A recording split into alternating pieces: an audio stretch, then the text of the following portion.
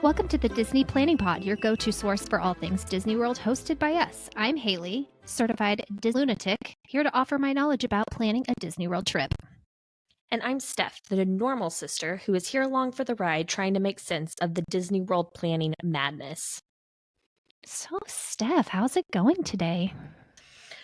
Well, today was the last day of school, so I am officially out for summer break. And I was just telling you earlier that I bought a paper towel holder, so Why that's did you how need a exciting paper my towel life holder? is. My husband is now making me put the paper towels on the cabinet instead of under the sink. Apparently, it doesn't Where were make they sense. at before? Under the sink. So when he would wash his hands, he would have to not have a paper towel. So he wanted it to be more logistically sound. Yeah, but now I'm like in between, like, do I spend dollars on black paper towels to be aesthetically pleasing? Or do I just keep the white? How many Disney World trips you could pay for if you didn't spend $15 to make your paper towels aesthetically pleasing in your kitchen for all of your guests that don't come over? Listen, Hakuna Matata. I don't know if that I used that in the right form. Very on theme today. Yes. So today on the podcast, we are going to be breaking down the best park and which one your family should visit. Now, ideally, they should visit all 4 of the parks. But if you are short on time or you're wondering which park is going to vibe best with your family, this is the episode for you. So what do you think is going to be the winner? Which one has Harry Potter World? My God. None of them. Oh. That's Universal Studios. We've got so much to cover today. My God. Okay. Well, then I don't know which one I would pick. No, we're going to go over it today. Definitely not the one with Harry Potter World. That is a cross town. So just, I guess, for all you newcomers, this might be helpful information, but for God's sakes. Oh, my God. Haven't you been to Universal Studios with Harry Potter World? I thought it was part of Disney World. I don't know the difference. Oh, my God. Okay. Again, this podcast is for people just like Stephanie who are beginners, or it could be for veterans like myself that will just laugh at you for thinking Harry Potter is at Disney World. It's fine. I'm not being condescending. Everyone learns. Everyone is here to learn. Like, that's the dumbest thing I could have said. Okay. Touche. So just before we start, we're going to go over some big Disney news that has just come out in the last week or so. So Mickey's Not So Scary Halloween Party in 2024. They have announced the dates. So this is a Halloween party that takes place select nights at Magic Kingdom Park at Walt Disney World, and the Halloween party starts 9th. Seems a bit soon.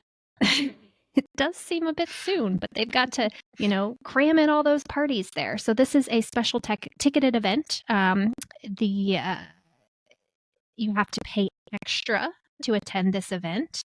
And Mickey and Minnie will be debuting their new Halloween party outfits. They're going to get neon spiderweb attire. They're going to look so fancy. There is also going to be a Descendants dance party.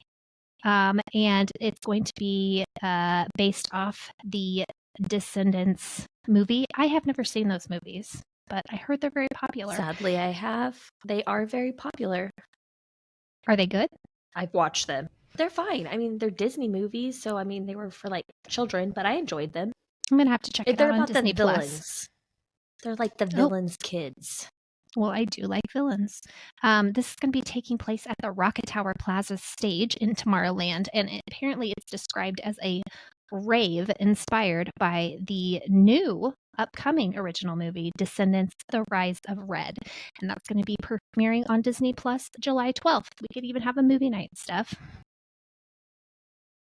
Yay. At the Halloween party, you will also be able to meet Bruno. For the first time during the party, you can meet that rascal from Encanto, along to Mirabel, at their casita in Fairy Tale Garden.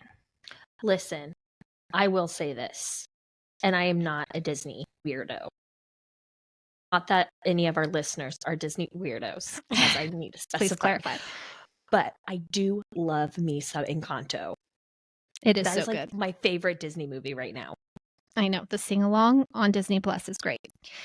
The other big news for people with young children like myself that I really like this is they have announced that there's going to be a new parade time. So 1 hour earlier at 8:15 instead of 9:15 will be the parade. And this is way better for guests that have little kids who want to enjoy the spooky fun before bedtime. So, yay! You could start purchasing tickets. Those that are staying on site, tickets went on sale May 8th, and ticket prices range from $119 all the way up to $199. So depending on which date, the dates will get more expensive the closer to Halloween. So, August ain't close to Halloween, but if you want a cheap Halloween party, you go in August or September.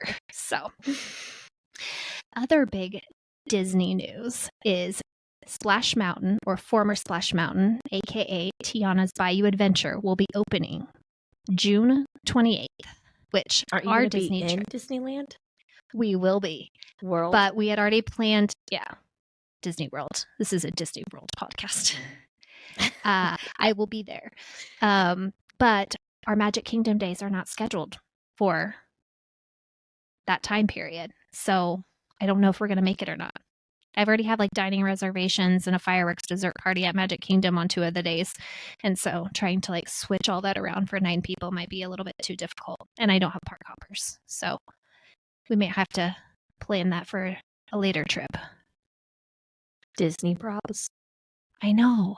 Plus I heard it's going to probably be pretty busy with influencers and actual podcast media members. Listen, I went on the old Splash Mountain, and I'm going to be honest, it was not that fun. So, it's just one big drop. Man, all 10 of our listeners who have listened from the beginning are going to be very surprised that you are not a fan of Splash Mountain. So, those watching along on YouTube, I want to apologize for our video quality today. Steph forgot her computer with a good webcam. So, I think it's doing just fine. Also, it's a podcast. People are not supposed to watch it.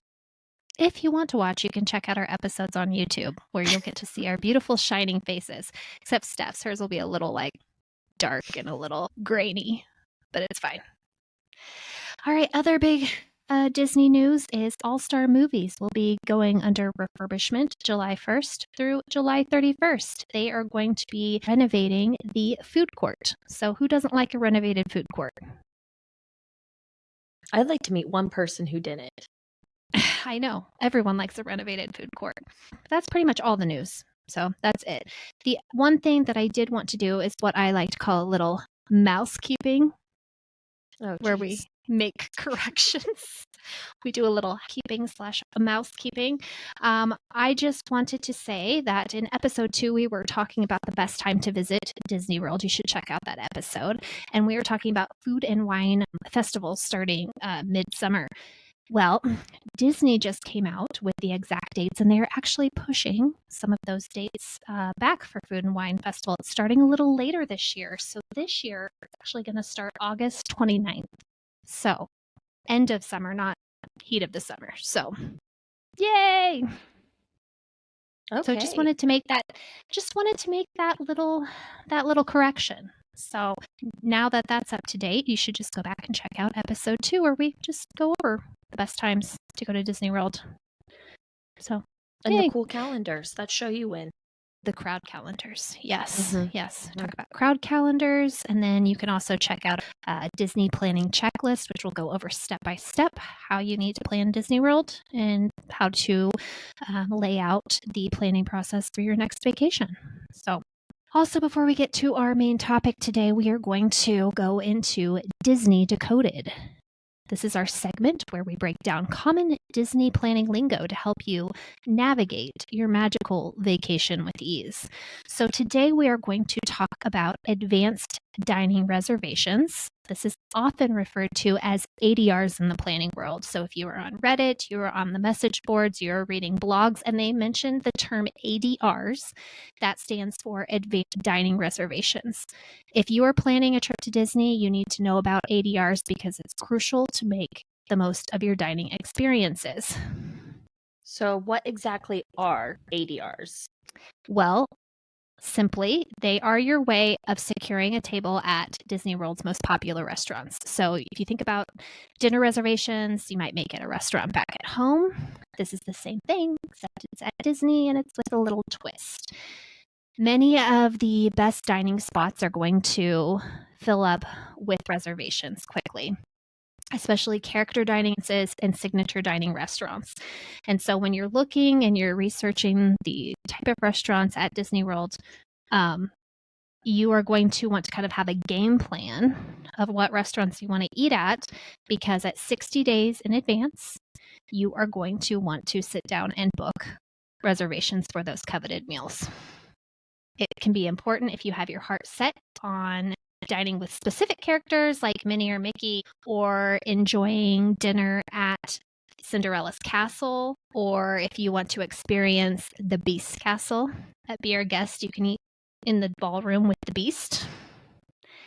These are all popular, and you're going to want to book them at about 60 days out because those reservations will fill up. Without an advanced dining reservation, you might not be able to eat there. You can get on a wait list, but you may be spending valuable park time waiting to get in, or just missing out on that experience altogether. So you can make these reservations in the My Disney Experience app starting 60 days prior to your first park day. You can also call Disney World's reservation line and they can do it for you. So just remember, 60 days out, you're going to want to make the advanced dining reservations or the ADRs. Which, on our website, you have made a calendar of what you should do so many months out and days out, so you can check that out.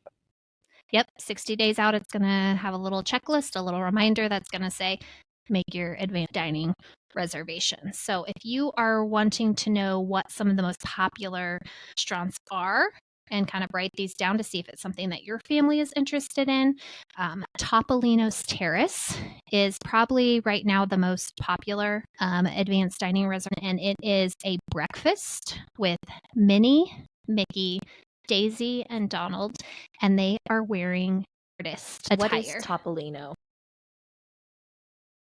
I don't know. Okay. All right. Well, I think it's probably something either French. It's probably French because it's at the Riviera restaurant. Mm-hmm. And the Riviera restaurant, I think it's like the French Riviera. Yeah, maybe you should just look it up. But it's like really good food, and the characters. Baby mouse. In what? French or Italian? I don't know. Italian. Okay, so it's Italian because it's at the Riviera Hotel. So I didn't know if it's Italian Riviera or French Riviera. Baby mouse. So it's Baby Mouse. It's the Baby Mouse's Terrace. But it is a hard to get dining reservation because the food is good and the character interaction is good. So that one's a hard one to get. Cinderella's Royal Table is going to be at Magic Kingdom, and that is where you get to eat with several different Disney princesses, including Bella, usually Ariel, Aurora, and Princess Jasmine in actual Cinderella's castle at Magic Kingdom. So how cool Aren't you doing that when you go? We are. I've never done it before. I'm excited.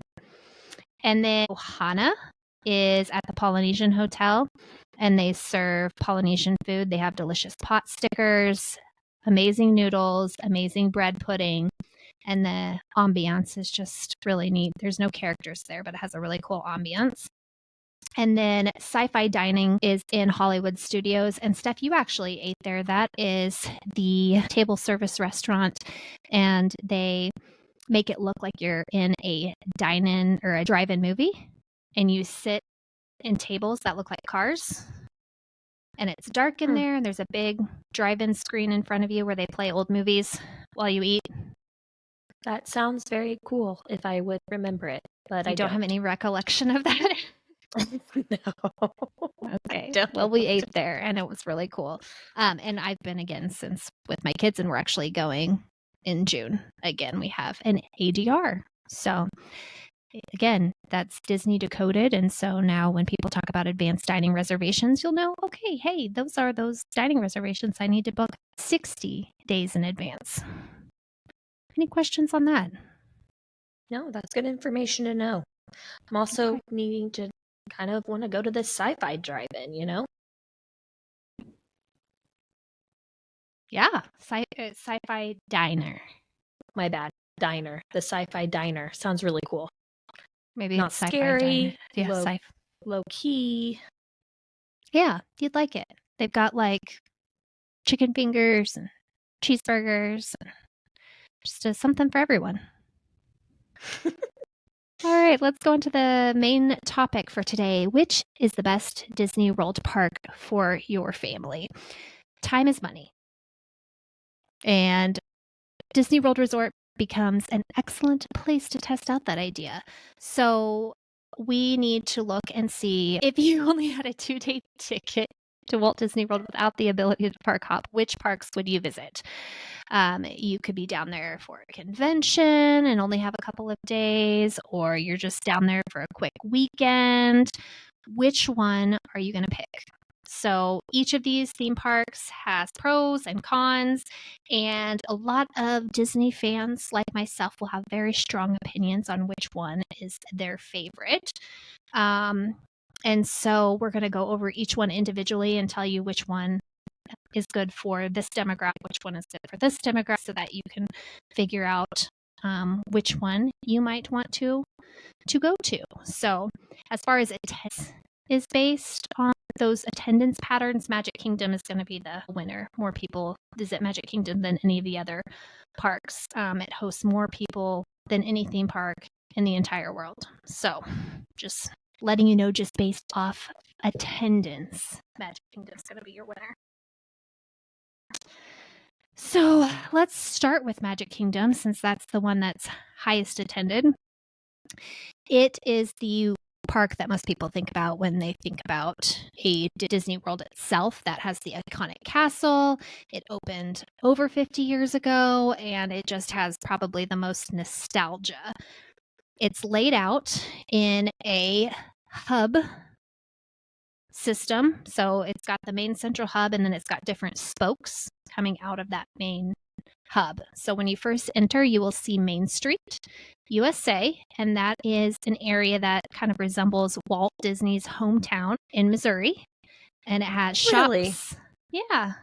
Yep. It has different shops. It has what they call a town hall. It's got some restaurants. It's got candy shops, Christmas shop. I mean, it just has everything there. And as you walk down Main Street, then you'll start going down the different spokes. There is Adventureland, and that is themed kind of like a jungle. You'll have Jungle Cruise, Pirates of the Caribbean in this section. And that curves around to Frontierland, which kind of represents the old Western frontier. And that's where you'll find Big Thunder Mountain and the soon to be open Tiana's Bayou Adventure. That will then go into Liberty Square, which is themed after colonial USA. And so, fun fact, there is not a bathroom in Liberty Square because it's themed after colonial times. So That there's no seems bathroom terrible. in that section. That seems like not a good idea. It's a small area, so you can always go to a different area. But that actual land, there's no bathroom. But you'll find Haunted Mansion in Liberty Square. Already sounds like a terrible time. No, I'm just saying no bathrooms and a haunted mansion. Okay. Yeah, wuss. Then there's Fantasyland, and this is the main area for families with young children. It's got some of the old school attractions. It's got Peter Pan. It's got Small World, Dumbo, Little Mermaid. So it has a lot of rides for youth stuff, actually. So people that, teacups. No, that sounds great. Fantasyland sounds like my jam. Yeah, you would. And there's bathrooms in Fantasyland. And some of the best bathrooms, actually. If you want the best and cutest bathrooms in Magic Kingdom, the Tangled bathrooms are adorable. And they're in Fantasyland. There's like lanterns outside the bathrooms, like from Tangled. Oh, that sounds really cute. That does sound cute. So you can pee in a cute bathroom and then go ride Small World. It's right up your alley. Small World after all. Oh. And then finally, there is Tomorrowland, and this is themed after, well, Walt Disney was thinking it was going to be themed after events of tomorrow or the future. And so you will find Tron, Light Cycle Run there. You'll find Space Mountain. You'll find Buzz Lightyear, Space Ranger Spin over in Tomorrowland. And so the nice thing about Magic Kingdom is there's going to be rides for everyone. So you're going to have the class rides for those nostalgia Disney freaks. So it's going to be Small World. It's going to be Haunted Mansion. It's going to be Dumbo. And for those people that are a little averse to thrill rides or small kids, you're going to have some great rides like Teacups, Little Mermaid. There is a kiddie coaster called Barnstormer. That's a great first roller coaster ride for kids. And then for those people that like the thrill rides, you're going to have Big Thunder Mountain, you're going to have Space Mountain, you're going to have Tron. So there really is something for everybody. That's what's nice about Magic Kingdom. So everybody gets a little bit of something when they go to the Magic Kingdom. Everybody gets a little something when they go to Magic Kingdom. So that's why it consistently draws large crowds of all ages. Another really nice thing about Magic Kingdom is they have really good transportation. And they have to. The reason being is because when Walt Disney designed it, he wanted Magic Kingdom to be far away from everything that reminded people of the modern world and that there was civilization outside of Magic Kingdom. So to get there, you can't drive there. You can't. Really? Yep. So when you drive your car, you park in a parking lot that is across a lagoon, Seven Seas Lagoon. And you have to either take a boat or a ferry, or you have to hop on the monorail to get to the park. There's no driving there. You can't even take an Uber there. That's hilarious. That's just so funny to me. So it's nice because they have good transportation because they've got the ferry, they've got boats, they've got the monorail, or you can take a resort bus that will take you to the front gates, but you yourself cannot drive there. You can't take an Uber. And so it's nice because it's secluded, but it's also not nice because it's a big pain in the butt when you're trying to leave with everybody in the fireworks and you have to all cram in to a ferry or to a monorail. To go across the lagoon. To go across the lagoon to get in your car. Guests who are driving their vehicle or are being dropped off will have to go to the Transportation and Ticket Center. It's also called the TTC, and that is where you are going to get on the monorail or the ferry. So, no direct access. So that's kind of a double-edged sword there. So it can definitely stress some guests out before their day even starts. So yeah, especially with like young kids. Yeah.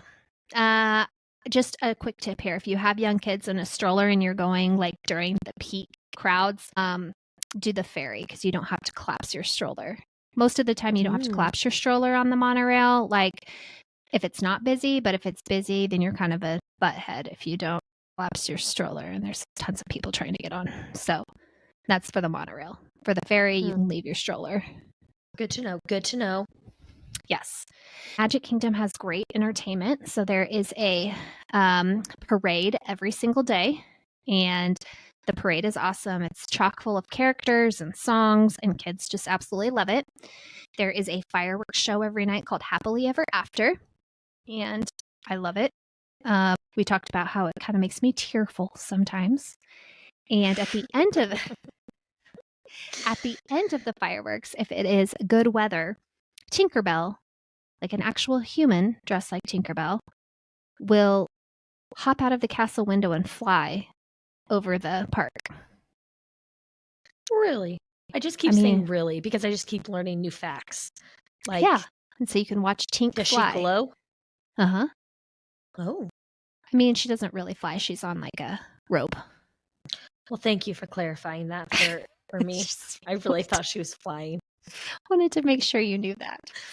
They also have what are called cavalcades. These are like short mini parades that just kind of like pop up, and they're only like 3 or 4 floats long, but they're just kind of a nice little break. You'll just be walking, and then a cavalcade will like drive by with some characters singing and dancing. And then they also have castle shows. So they'll have different songs and plays and shows in front of the castle throughout the day. So there's so much entertainment there for people who might not like rides. So many things to do to contribute to the atmosphere. Now, one of the cons is the food. So if you were a big foodie, Magic Kingdom ain't going to be for you. It's kind of a big dud. Okay. You are going to find food that is edible. But compared to some of the other parks where the food is a little bit more inventive or a little higher end, Magic Kingdom ain't it for you. For sit-down restaurants, you're going to have Cinderella's Royal Table, which is what we talked about in Cinderella's Castle. You will have Crystal Palace, which is a buffet with Winnie the Pooh characters.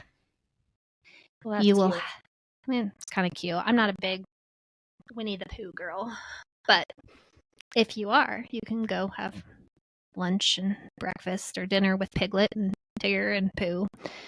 And then there's Be Our Guest. I talked about that. That's at the Beast Castle, where the Beast walks around.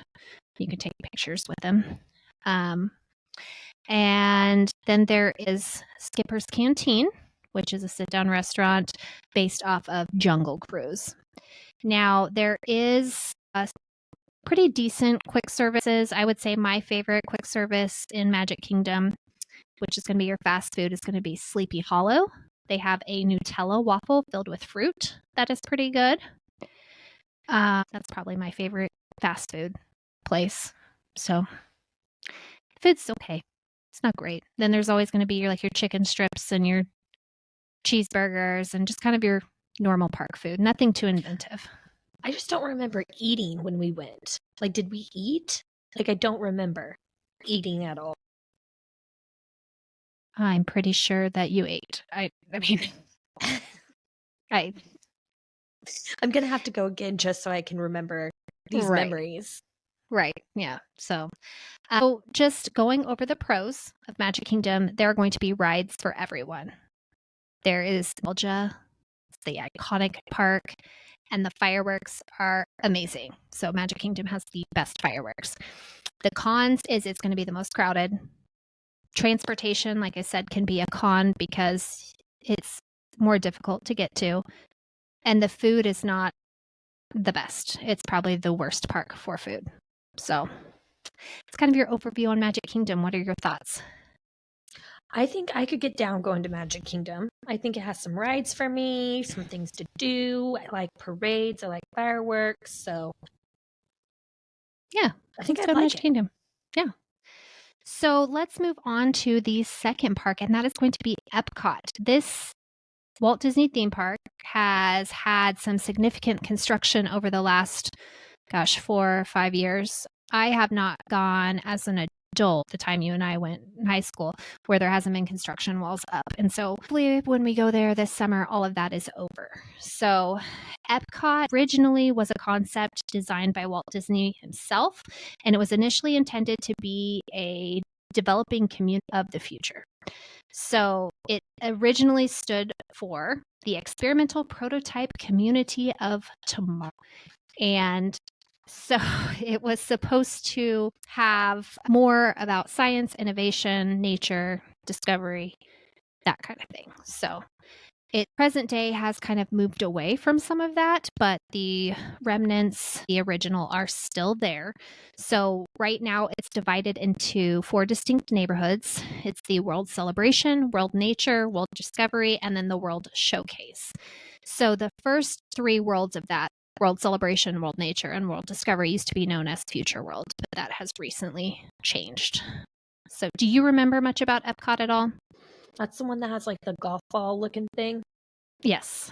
Yep. It has the big sphere. And that's called a Spaceship Earth. and you can actually, there's a ride inside of it. It's one of my son's favorite rides at Epcot.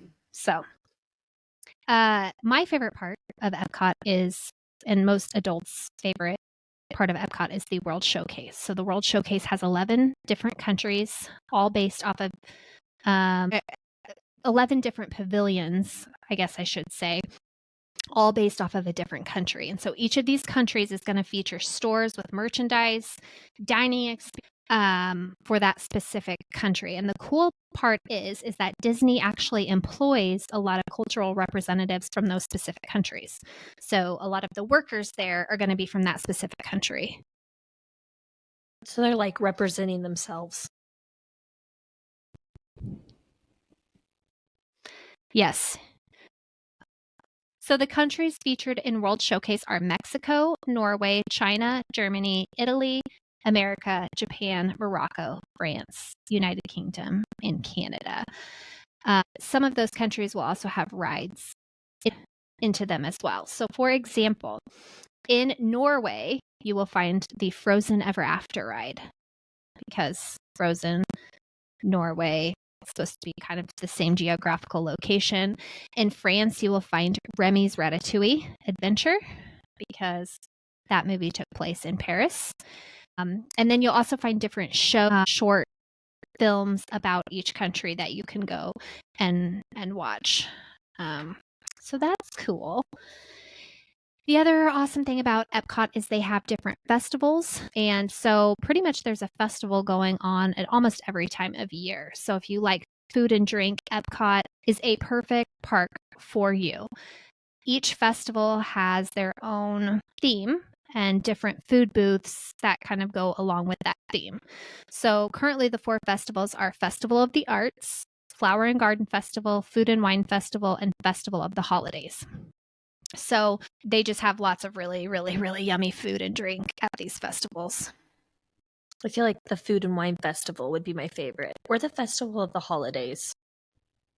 Yeah, they have different activities with each of these festivals. So again, Festival of the Arts, you are going to see artists come and set up different booths. You will have chalk artists. You can even participate in a giant paint by numbers with all the guests that day. You'll go and get a different paint color swatch with a number, and you'll go fill in the little marks on this giant board.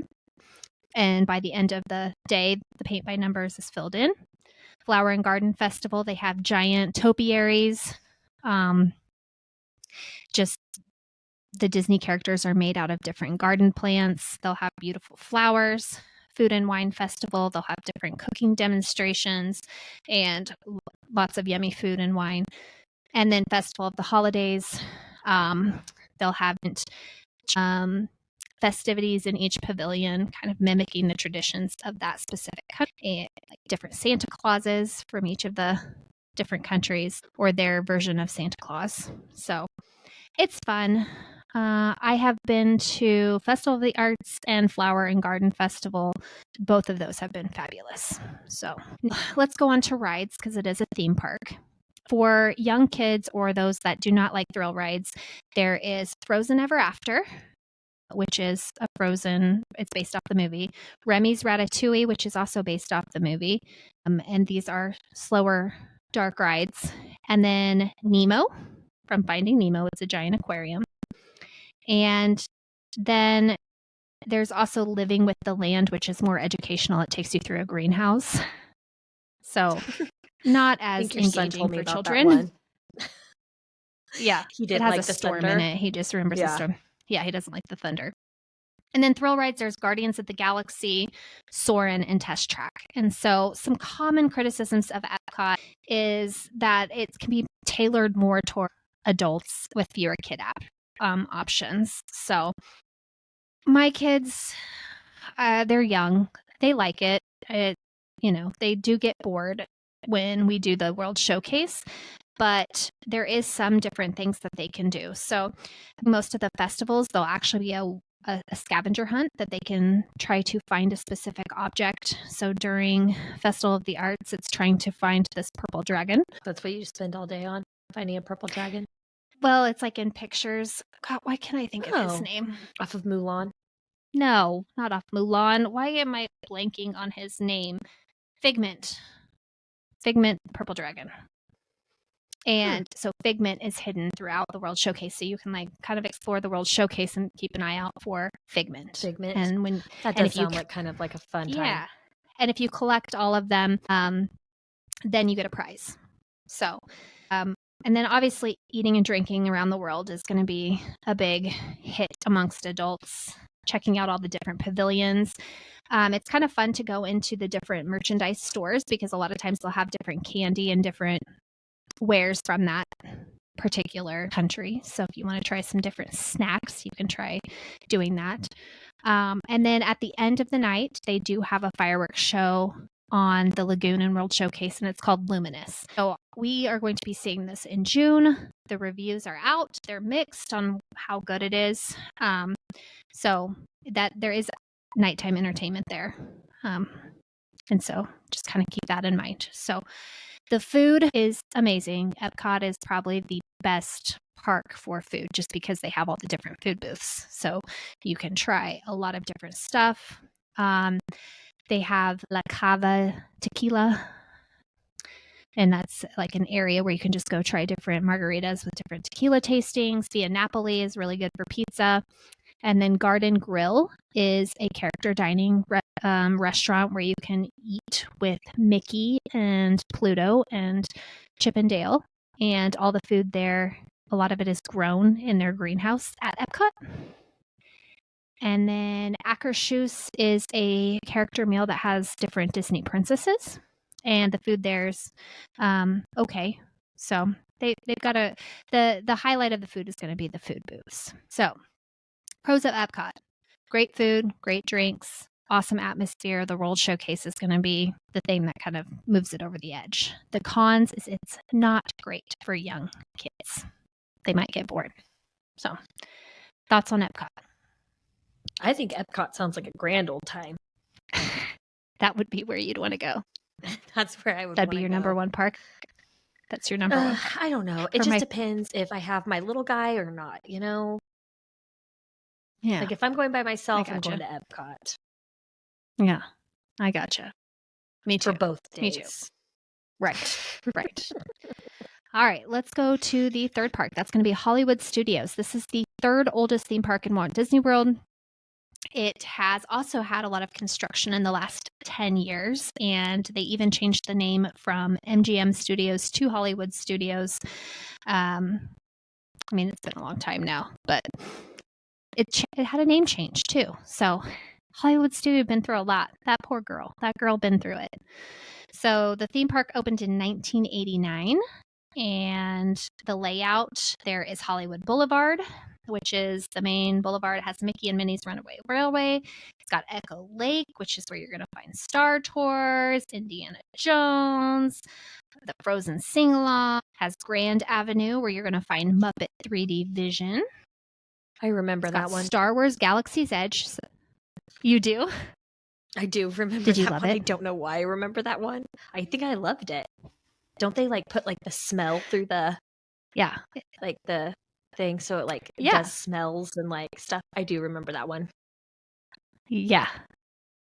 Yeah. It's still around. It's still there. Huge draw for Hollywood Studios is going to be your Star Wars Galaxy's Edge and Toy Story Land. So Star Wars Galaxy's Edge is themed obviously after Star Wars. You have Rise of the Resistance, Millennium Falcon, Smuggler's Run. Those are the two big rides there. And then Toy Story Land is themed after Andy's Backyard in Toy Story. And it's so cute, the theming of it. And there's where you're going to have Toy Story Mania, Slinky Dog Dash, Alien Swirling Saucers. And then you have Sunset Boulevard, which is where the Twilight Zone Tower of Terror is, and Rock and Roller Coaster. And that is to the right when you first walk in to Hollywood Studios. And it's kind of all surrounded where the Chinese theater is. And that is kind of the focal point of Hollywood Studios. So the rides. Hollywood Studio is all about those thrill rides, girl. This would probably not be the park for you. You got Rock and Roller Coaster, Slinky Dog, Tower of Terror, Rise of the Resistance, and Smuggler's Run. Yeah.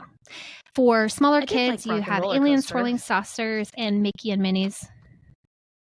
Yeah. See, you're not. You liked it. And then entertainment-wise, Frozen Ever After, or it's not Frozen Ever After, it's Frozen Sing-Along, and Beauty and the Beast and Indiana Jones are all 3 shows that you can go see. So in the evenings, they have an evening show called Fantasmic. It's in a large outdoor stadium, and the show features water effects, light displays, special effects, and Mickey Mouse and a fire-breathing dragon. We went and saw it. It is very fun. I would say comparatively between all the night shows, Happily Ever After, which is the Magic Kingdom fireworks show, is my favorite, but Fantasmic was also really good. So this park doesn't seem like my favorite park. I wouldn't imagine it would be. So pros, this is your great park for people who love thrill rides. Has awesome theming. Toy Story Land and Galaxy's Edge are 2 of the best themed areas in all of Walt Disney World. It's also the smallest park, so it does get crowded. There's just not a lot of square footage for crowds to disperse.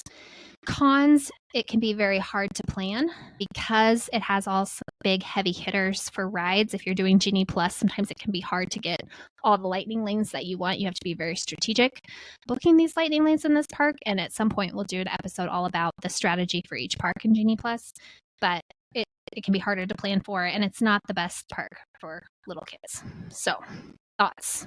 I know you said not your thing. But I feel like this is the one that I remember the most. Really? From when we went, because it had the rock and roller coaster. I remember the alien swirling saucers. I remember seeing Fantasmic, I feel like. Yeah.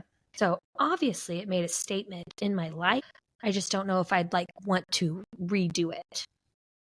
Well, someday you will, because I'm going to make you.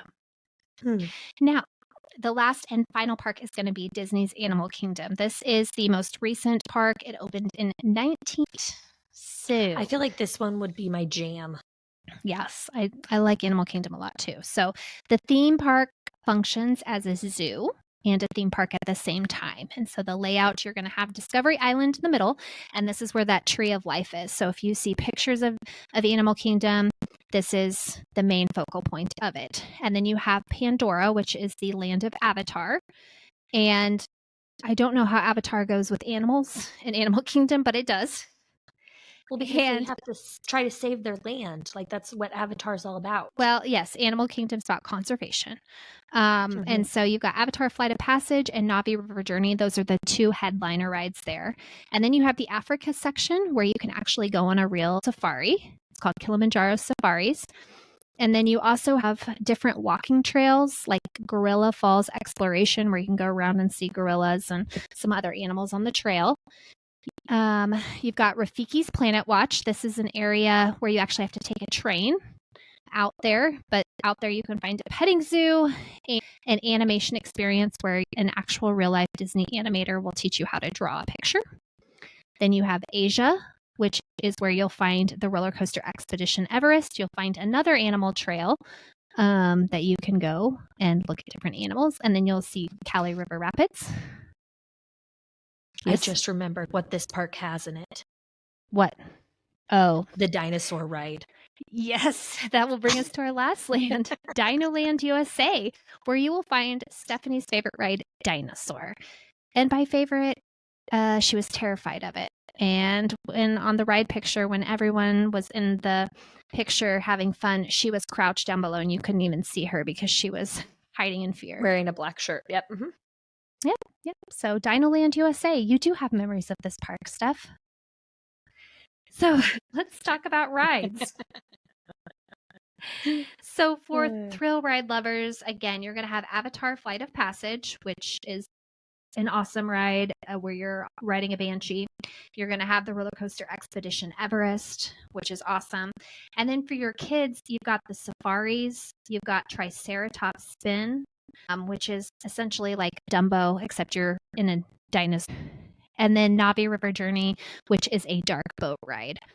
And so if you're not so much a ride person, you're looking more for entertainment, they do have a couple of shows that are really good. Festival of the Lion King is a musical show. It's fantastic. One of the probably best shows at Disney World. And then Finding Nemo, The Big Blue and Beyond. And of course, there's all of the different animal exhibits and animal walking trails. My husband just loves that. So it kind of reminds you of a zoo. And the best thing about this park, I think, is the food. So it's right up there with Epcot. You have a lot of really good fast food restaurants. So you've got Flame Tree Barbecue, Harambe Market, Tuli's Canteen, Yak and Yeti. All of these have just food that is not your typical theme park food, but still really good, that you're going to find something for everyone at these places. Character dining, there is Tusker House, which is a buffet where you can eat with Mickey, Goofy, Daisy, and Donald in their safari gear. So real cute pictures. We really enjoyed it. I took Dad there. He kept eating the meat. So they've got really good meat on the buffet. He kept eating that. So just going over the pros. Food, giant pro. It can be pretty relaxing. You know, you're not just running from ride to ride to ride. You're taking in the scenery, looking at the different animals. You can talk to different zookeepers. They'll give you lots of good information. It's something a little different than your typical theme park. And the theming is really, really cool in each different section. The cons is it can get really hot. For whatever reason, Animal Kingdom, I feel like, is the hottest park. And some people will say it's a half-day park because there's not as much to do, but most of those people aren't taking the time to do the animal walking trails and such. And then the other thing is there's really no nighttime show. So it closes early. They can't do a fireworks show because of the animals. So yeah, that would just be rude at that point. Yeah, so there's no nighttime show. So that brings us to what is the best Disney park. So once again, this is going to depend on your group. So Steph, if you had to rank the 4 parks, how are you going to rank them? Okay, this time I'm going to rank them. Hollywood Studios, last. Okay. Just not my cup of tea. Not my cup of tea. Big surprise. Then Animal Kingdom. Okay. Not because I don't like it. I mean, it sounds like a fun time. But I would do Magic Kingdom then Epcot. Ooh. I think ours are pretty similar. So I'm going to say Epcot. Mm-hmm. Then Magic Kingdom. And then Animal Kingdom. Then Hollywood Studios. We had the same. It just makes sense. Yeah. I don't know. It just depends on the day too. Sometimes Hollywood Studios is up there because I do like the rides there. So, just in evaluation, Magic Kingdom is going to be technically, people say it's the best overall. It's not my best overall, but overall, best entertainment and something for everyone in your group. So it's going to appeal to everyone. Epcot is going to be best for adults. Has the most things to do for adults. Disney Hollywood Studios, best for thrill rides and best park for teenagers because of Galaxy's Edge and the thrill rides. Animal Kingdom, best overall theming and the best theme park to relax in. Haley, which parks need the most time? Epcot and Magic Kingdom probably be needing the most time. Magic Kingdom for sure is going to be at least a 2-day park, at least a day and a half. And if you're really going to sample all the cuisine and the drinks, I would do Epcot over 2 days so that you don't end up throwing up in the toilet from all the drinks. So, see, Epcot sounds like fun to me. Like if you were like, let's go to Epcot tomorrow, I'd be like, heck yes, I'm going. But if you were like Hollywood Studios tomorrow, I'd say, I'm going to pass. Well, this time luckily around. For you, we can do all of them. So which one would be the quickest to visit? So Animal Kingdom would probably be the quickest to do in 1 day or half a day, just because it doesn't have as many high ticket attractions. So if you get Genie Plus, you can knock them all out and you can still have half a day to enjoy the hotel or if you want to do park hopping. So it also is going to close the earliest out of all the Disney World theme parks again because the animals need their rest. So when we're there in June, it closes at 6. So it's not open very late. That's really early. Yeah. Yeah. All right, let's move on. That was kind of our main topic, kind of long, but I hope this helps out people who are just looking to get a little bit more knowledge about the different parks, especially for those Disney newbies. So now let's move on to Sibling Showdown, where we pick a topic and have a little debate. So today I ask Stephanie, we go back to Advance Dining Reservations. Do you feel like the dining reservation system is fair? I just don't know that much about it. I mean, I think it probably makes logical sense, but if you don't know about it, then it's not very fair. But on the other hand, you don't want to just be waiting in line for 2 hours and not getting on rides. So it's it makes sense, but is it fair? I don't know.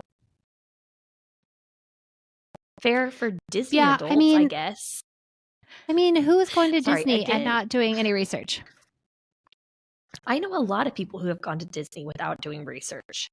But I feel like our listeners are going to have a leg up because clearly they want to know about planning because they've listened already now about 45 minutes into this podcast, to learn some information. And if they're already Disney experts, well, welcome to the fun and just listening for a nice little review. But I mean, yes, it's fair if you do your research and you actually don't just, show up and not have any sort of planning. What are you doing spending thousands of dollars without planning? The best you can. Whatever. It's fair. Don't go on vacation and not research anything. That's dumb. Don't spend thousands of dollars and not do any inkling of research to know that you need to book dining reservations 60 days in advance. You didn't read one article? It makes sense. It makes sense. You didn't read one article? One guidebook? No, I wouldn't have read any. I would have just gone and bought my tickets at the window. My God, you would have been so hungry. All right. Moving on, let's go to Character Corner. Character Corner is where we make up fake scenarios about Disney characters with real life events.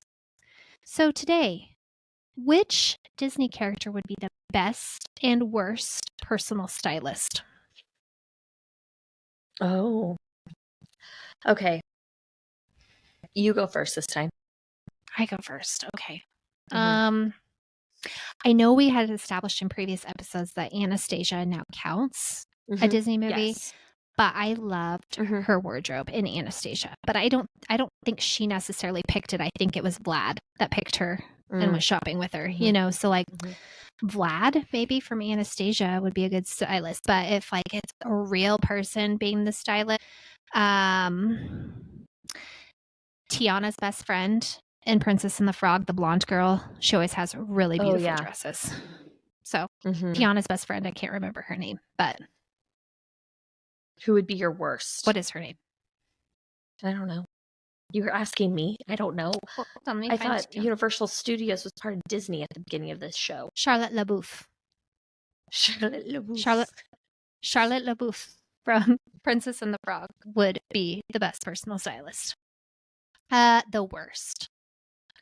I mean, I feel like Donald gets a lot of flack on this podcast, but he's literally not wearing pants. And he's wearing, is it a sailor's outfit? I don't know. Yeah, it's a sailor top, I'm pretty sure. Also, I feel like Goofy's clothes don't really fit. Yeah. He needs to go to the big and tall man store to get fitted properly for his clothes. So Goofy, Donald, neither really dress as well. But probably Goofy would be the worst. I don't think he really cares. I don't think style is probably top of his priorities. Yeah. You're missing the most obvious ones. Okay, well then you go, you Disney expert, you. Okay. The best would be the genie. What? The genie. Off of Aladdin. Oh, I know who the genie is. I'm waiting for you to elaborate. He literally took Aladdin from rags and made him a prince. And then, although she was captured, her red outfit that the genie put her in was very cute. And I'm just saying, the genie could make anything happen. Okay. Worst. The Beastie Beast. He don't care about fashion. That is true. They had to make him like He- shower and get all like, Yeah, he don't care. Even when he was a prince, he didn't care. He was not even put together as a prince. how do you know what his style was as a prince? They like showed him for like 2 minutes. And he was not dressed great. That's because he just gotten stabbed and shredded and his big body ripped his clothes. All I'm saying is that he would be the worst because he's a little out of touch with reality. Okay. You weirdo. But fine. Fine.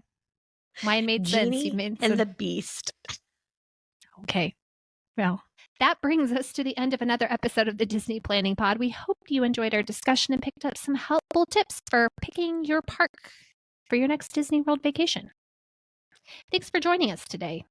If you liked what you heard, be sure to subscribe to our podcast and leave us a review. Your feedback is going to help bring you more of the content that you love. And don't forget to follow us on social media. Would you like to take a section? It just seemed like you were doing a lot of talking, so I was going to take over one, but you keep going. You're doing great. Nope, go. And don't forget to follow us on social media, Facebook, TikTok, and now YouTube for more Disney tips, tricks, and fun. We'd love to hear about your favorite Disney moments and answer any questions that you have. Until next time, happy planning, and remember, the planning is in the details. Okay. See you soon, everyone. Bye-bye.